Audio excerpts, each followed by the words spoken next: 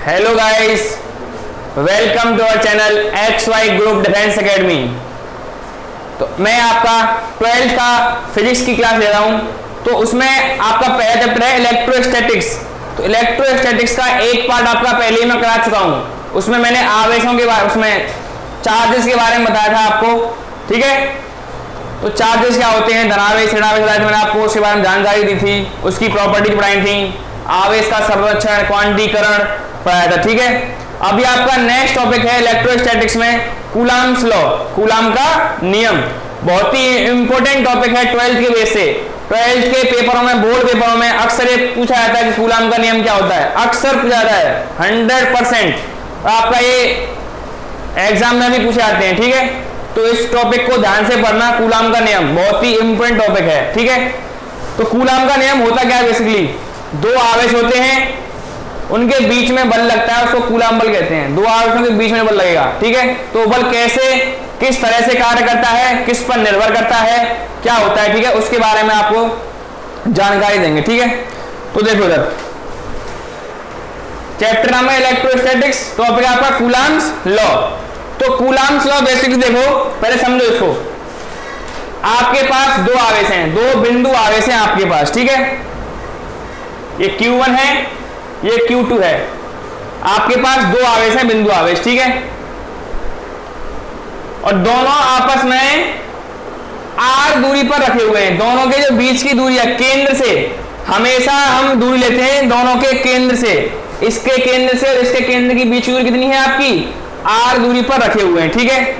या तो ये प्लस प्लस हो सकते हैं, या माइनस माइनस, या प्लस माइनस, कुछ भी तुम देख सकते हो यहाँ पे, ठीक है। मान लो मैं प्लस प्लस ले रहा हूं, ठीक है, या प्लस माइनस ले रहा हूं।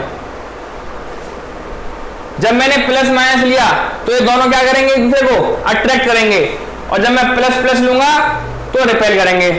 तो उनको बताना है कि इनके बीच में जो कूलाम बल लग रहा है वो कितना है। मान लो इधर Q1 है, इधर Q2 है, ठीक है। और दोनों के केंद्रों से बीच की दूरी कितनी है, R दूरी पर रखे हुए हैं। तो कूलाम बल क्या कहता है, कूलाम बल ये कहता है कि दो आवेश Q1 Q2 के गुणनफल, जो कूलाम का बल होगा आपका F, वो Q1 into Q2 के गुणनफल के समानुपाती होगा। Q1 और Q2 के गुणनफल के समानुपाती होता है।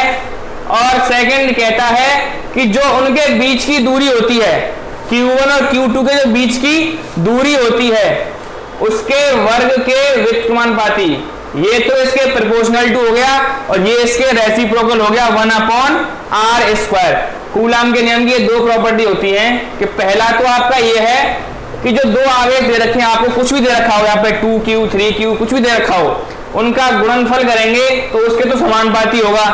और जो बीच की दूरी दे रखी होगी उसका वर्ग करेंगे, और उसका करेंगे 1/r² करेंगे, तो उसके रेसिप्रोकल होगा। ये इसकी दूसरी कंडीशन है, ठीक है। तो बहुत ही सिंपल है, बट इंपोर्टेंट बहुत है कूलाम का नियम, ठीक है। आपके 12th में 100% आएगा, ये हमेशा से आता आ रहा है, ठीक है। तो अभी आपकी डेफिनेशन, ठीक है। तो अभी इसकी हम डेफिनेशन देखेंगे, पहले डेफिनेशन देखते हैं, फिर इसको बाद में दोबारा से करते हैं, ठीक है।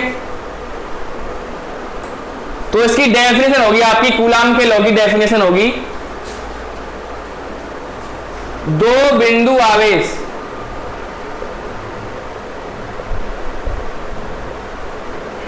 आवेशों के गुणनफल व उनकी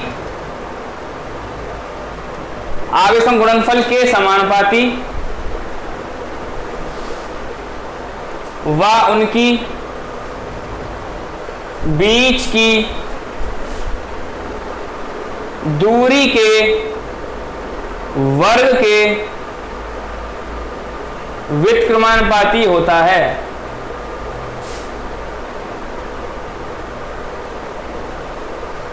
आप जो कूलाम का नियम लिखेंगे उसकी जगह इस नियम के अनुसार जब दो कोई बिंदु आवेशों के मध्य गुणनफल, उनके आवेशों के गुणनफल आवेशों गुणा करेंगे तो उनके तो समानुपाती होगा, और उसकी जो बीच की दूरी होगी, आवेशों के बीच की दूरी होगी, उसके वर्ग के क्या होगा, वो व्युत्क्रमानुपाती होगा। ठीक है, तो अभी मैंने आपको लिखाया था m proportional to Q1 Q2, दो आवेश दे रखे हैं आपको, बिंदु आवेश, यहाँ Q1 है, यहाँ पे Q2 है, ठीक है, बीच की दूरी R है। तो इसके तो समानुपाती है, और अभी लिखा था मैंने 1/r², ठीक है। तो आगे जब हम इसको सॉल्व करेंगे तो F proportional to Q1 Q2 upon के R², ये इक्वेशन फर्स्ट है, ये इक्वेशन सेकंड है। तो फर्स्ट और सेकंड को साथ में लिखा है, तो हमारे पास क्या है, F proportional to Q1 Q2 upon में R², ठीक है। अभी जब हम इस प्रोपोर्शनल टू हटाएंगे तो F is equal to K Q1 Q2 upon R², K Q1 Q2 upon R², जहां यहां पे K क्या है, K एक नियतांक है, K कांस्टेंट है, K क्या है, नियतांक है। और इस K की जो वैल्यू होती है, इस K की वैल्यू क्या होगी, K की वैल्यू होती है आपकी 1/4 पाई, इसको बोलते हैं एप्सिलॉन नॉट, विद्युतशीलता, इसको बोलते हैं एप्सिलॉन नॉट, या आप इसको शुद्ध भाषा में बोलोगे तो आसान भाषा में E0 बोल सकते हैं, ई सा लग रहा है, E0 बोल सकते हैं याद करने के लिए, वैसे बोलते हैं इसको एप्सिलॉन नॉट, ठीक है, इसको बोलते हैं विद्युतशीलता। इसके बारे में आगे पढ़ाएंगे आपको। तो जो K की वैल्यू होगी क्या होगी, 1/4 पाई एप्सिलॉन नॉट। तो यहां से आपका F का मान क्या आएगा, F की जो वैल्यू आएगी आपकी, K की जगह क्या लिख देंगे, 1/4 पाई एप्सिलॉन नॉट लिख देंगे, और इधर Q1 Q2 अपॉन में R²। तो ये आपका क्या आ गया, कूलाम का नियम आ गया, कूलाम बल आ गया आपका, कूलाम बल F is equal to 1/4 pi epsilon nought Q1 Q2 upon R²।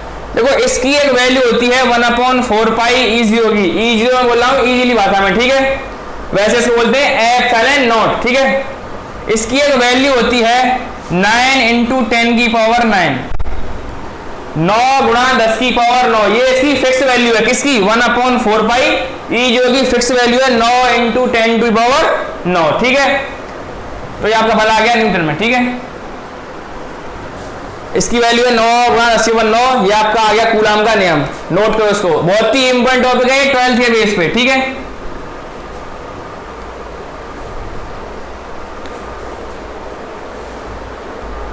ठीक है, अभी आपका कूलाम का नियम हो चुका है, आपने नोट कर लिया होगा, ठीक है इसको। अभी इसका कूलाम के नियम का जो आपका जो मोस्ट टॉपिक है कूलाम के नियम में, वो आता है इसका सदिश रूप। कूलाम के नियम का सदिश रूप कैसे निकालते हैं, अक्सर पूछा जाता है पेपरों में, कूलाम के नियम का सदिश रूप।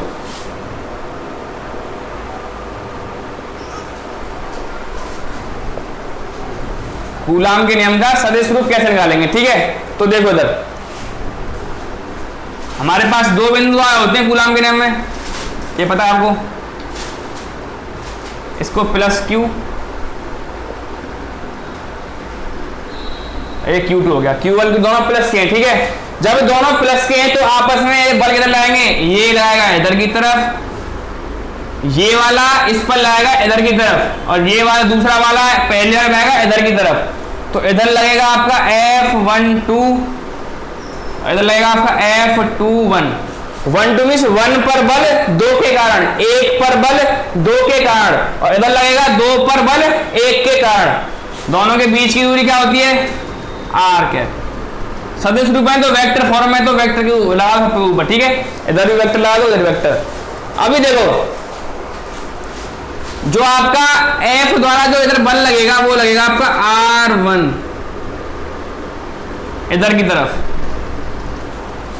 और जो इधर लगेगा वो लगेगा कैप R2 इधर की तरफ, R2 लगेगा इधर की तरफ, R1 लगेगा इधर की तरफ, ठीक है। तो वी नो दैट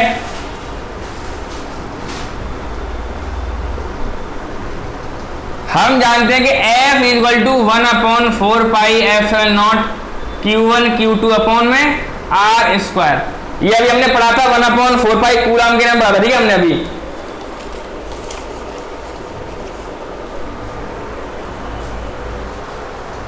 ये R12 हो गया या R21 हो गया, ठीक है। तो ये आपने पढ़ा था कूलाम के नियम में, आपका F is equal to 1/4 pi epsilon nought Q1 Q2 upon R रहा था आपने, तो देखो फर्स्ट आपका फॉर्मेट क्या होगा, पहला सबसे पहले क्या करेंगे हम इसमें, जो हमारा R12 कैप है वो डायरेक्शन है Q1 से Q2 की तरफ,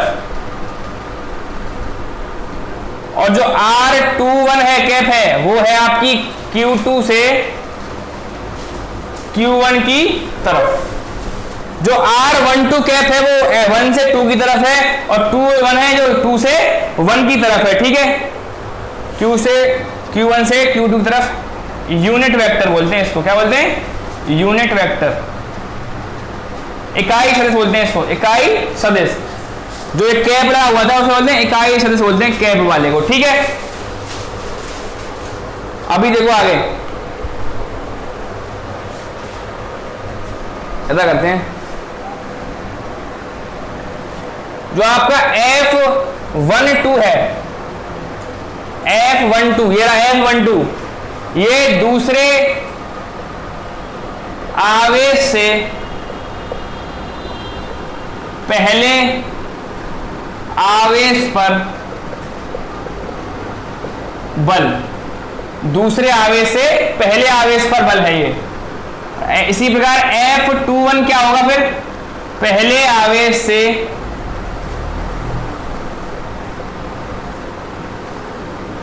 दूसरे आवेश पर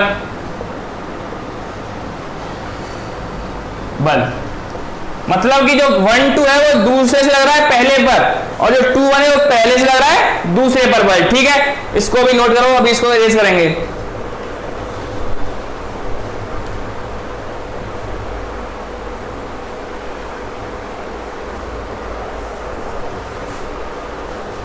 तो इधर देखो, इधर अभी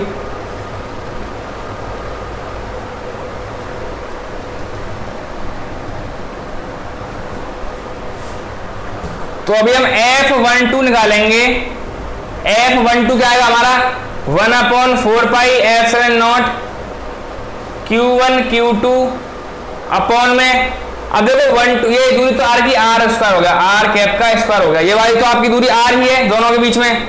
अभी यहां पे जो आएगा वो क्या आएगा, R21 कैप। अब R21 कैप क्यों आएगा, क्योंकि 2 से 1 की तरफ जो लग रहा है वो क्या लग रहा है, R21, क्योंकि पहले पर 2 से 1 ही लग रहा है। अब यहां करेंगे F21 करेंगे तो 1/4 पाई E0 Q1 Q2, यहाँ पे R स्क्वायर, यहाँ पे आएगा आपका R12 कैप, ठीक है। यहाँ पे 1 2 कैप, यहाँ पे 2 1 कैप, ठीक है।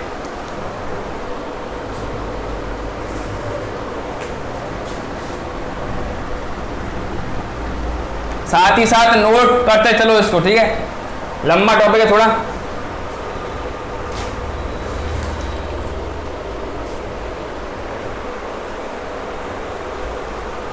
तो यहां पर क्या आ जाएगा, F12 is equal to F21, F12 is equal to F21 हो जाएगा यहां पे।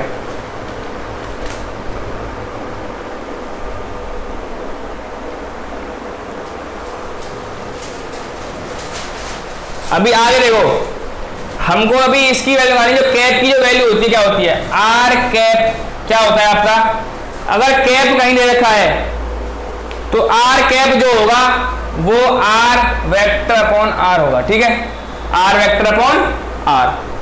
तो आपका R21 कैप है तो यहाँ पे 21 आ जाएगा, और R12 है तो R1 से 2 यहाँ पे क्या आ जाएगा, R आ जाएगा, ठीक है।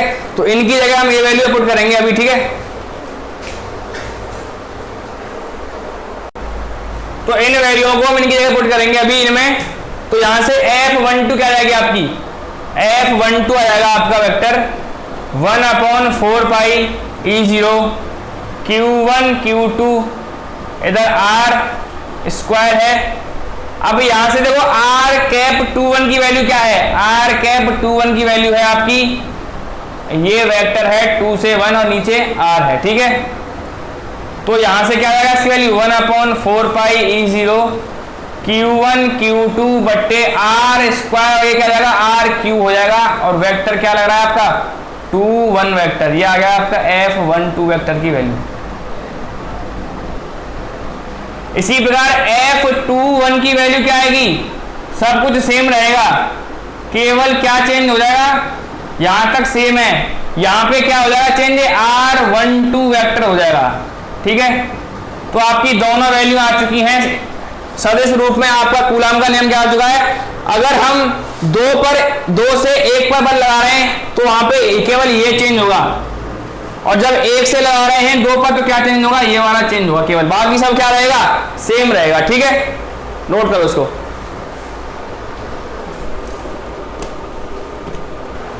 ठीक है, आपका कूलाम का सदिश रूप हो चुका है। ठीक है, अभी आपका अगला टॉपिक है इसी कूलाम के नियम में, बहुत ही शानदार टॉपिक है, कराते नहीं है इसको, ज्यादातर इंपोर्टेंट है। कूलाम के नियम में इंपोर्ट क्या है, देखो अभी आपका टॉपिक है कूलाम बल व गुरुत्व बल या गुरुत्वाकर्षण बल की तुलना। जो आपका कूलाम बल है और जो गुरुत्वाकर्षण बल है या गुरुत्व बल है उसकी तुलना करेंगे। तो कूलाम बल का होता क्या होता है, F = 1/4 pi epsilon nought Q1 Q2 upon R square. गुरुत्व बल क्या होता है, गुरुत्वाकर्षण बल क्या होता है आपका, F = Gm1 m2 upon R square. ये आपका कूलाम बल है और ये आपका गुरुत्व बल है। तो पहले हम इनकी तुलना करेंगे, तो पहले हम इनकी समानताओं के बारे में देखेंगे। समानताएं, इनमें क्या समानता होती है दोनों बल में। ठीक है, तो इसकी पहली समानता क्या है, इसकी पहली समानता यह है कि दोनों में देखो नीचे क्या आ रहा है, R स्क्वायर और R स्क्वायर, तो बीच की दूरी का वर्ग हो रहा है, वो भी व्युत्क्रमानुपाती। तो इसका पहली कंडीशन है ये व्युत्क्रम नियम का पालन करता है। तो ये भी करता है व्युत्क्रम नियम का पालन। दोनों क्या करते हैं, व्युत्क्रम नियम का पालन करते हैं। अभी दूसरा लेंगे, इसमें हम दूसरा क्या होगा, ये कूलाम बल और गुरुत्वाकर्षण बल दोनों निर्वात में भी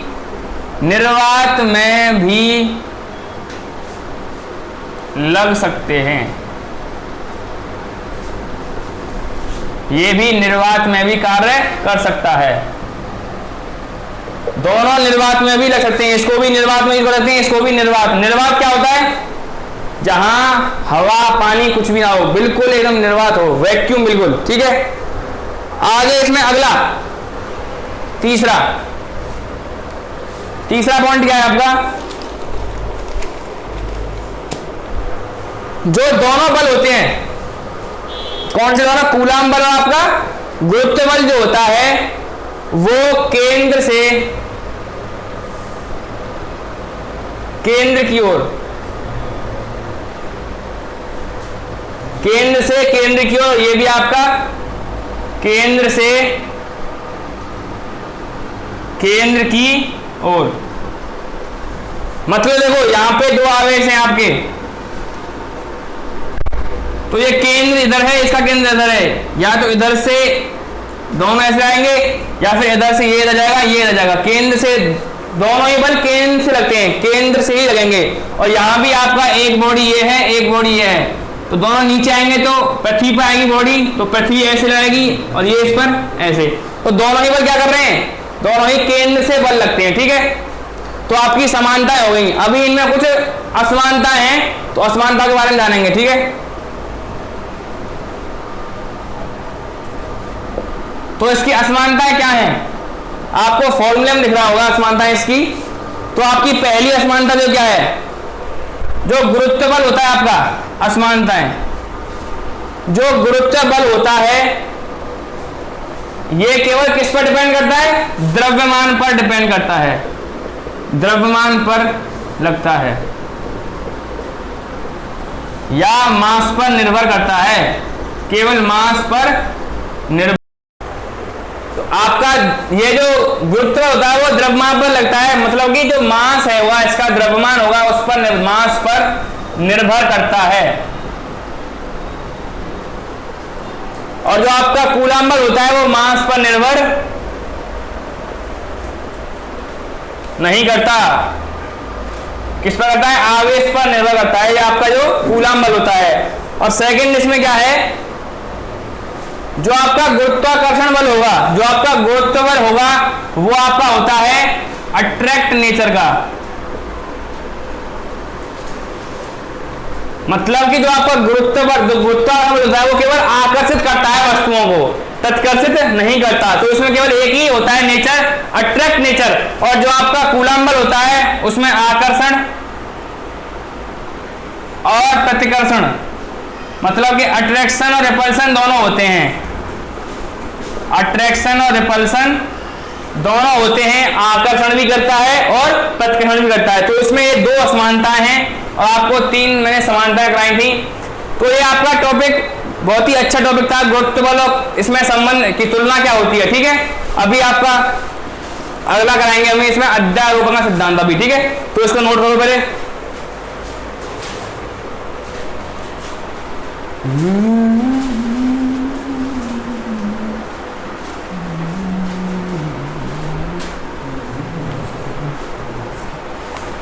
तो आपका अगला है अध्यारोपण का सिद्धांत। कूलम्ब के नियम में अगला लास्ट टॉपिक है अध्यारोपण का सिद्धांत। तो अध्यारोपण के सिद्धांत में क्या होता है? बहुत ही सिंपल टॉपिक है अध्यारोपण का सिद्धांत।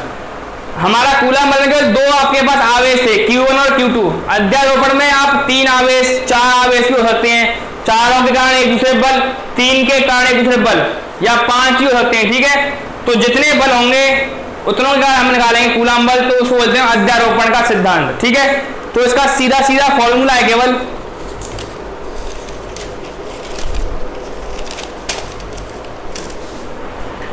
तो आपका सीधा फॉर्मूला है, देखो मान लो इसमें या तो आपके पास 1 2 3 आवेश हैं, Q1 ये Q2 है, ये Q1 है, यहाँ पे आप Q3 ले लो। तो 3 आवेश आपको त्रिभुज में दे रखे हैं। ठीक है, कोई त्रिभुज है आपके पास, आवेश रखे हैं, तो तीनों आवेशों का एक दूसरे बल निकालना है। तो हम अगर बल निकालेंगे तो F निकालेंगे, तो F12 निकालेंगे पहले, plus F13 plus F21 plus F23 plus F32 plus F कौन सा रह गया, एक 3 1 रह गया। तो इस तरह से हम सभी बल निकालेंगे। तो जिन अध्यारोपण सिद्धांत में जितने आपके बल हैं सभी को जोड़ के जो आपका एक बल आएगा वो अध्यारोपण सिद्धांत के लिए कार्य करता है। ठीक है, तो ये छोटा टॉपिक था कि जितने बल होंगे उन सभी का जो ऐड आएगा उसको जोड़ेंगे तो हमारा कुल बल, कुल कूलम्ब बल निकल के आ जाएगा। इसको क्या बोलते हैं? अध्यारोपण का सिद्धांत बोलते हैं। ठीक है,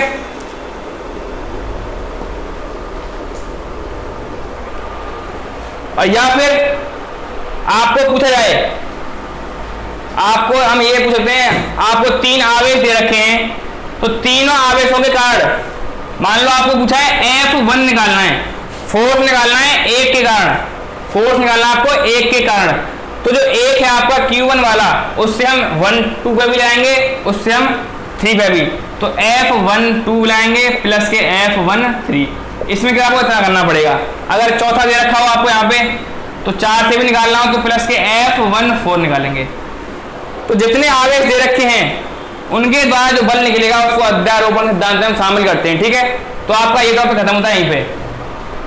तो आपके कूलम्ब के नियम से रिलेटेड जितने भी टॉपिक थे वो सारे क्लियर हो चुके हैं। ठीक है, अगर कोई भी डाउट आए इनमें, क्योंकि कूलम्ब का नियम इंपॉर्टेंट टॉपिक है आपका, कोई भी डाउट हो आप कमेंट में पूछें, आपके डाउट तुरंत आपको बताएंगे। ठीक है, अगली क्लास में हम इसके 2-3 सवाल कराएंगे और अगर टॉपिक कराएंगे। ठीक है, जय हिंद, जय भारत।